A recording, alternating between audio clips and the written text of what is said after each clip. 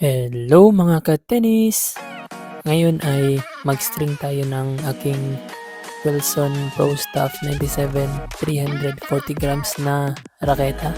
Makikita nyo naman na sobrang bugbog na nito pero di ko pa mapalitan kasi comfortable ako gamitin to at ito yung ginamit ko nung nag-champion kami last NCAA.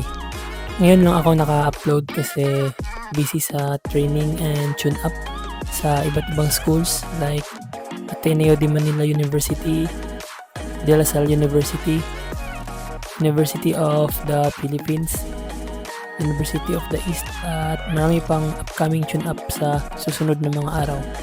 Focus muna ako ngayon mga ka-tennis kasi 1 month na lang NCAA season 99 na.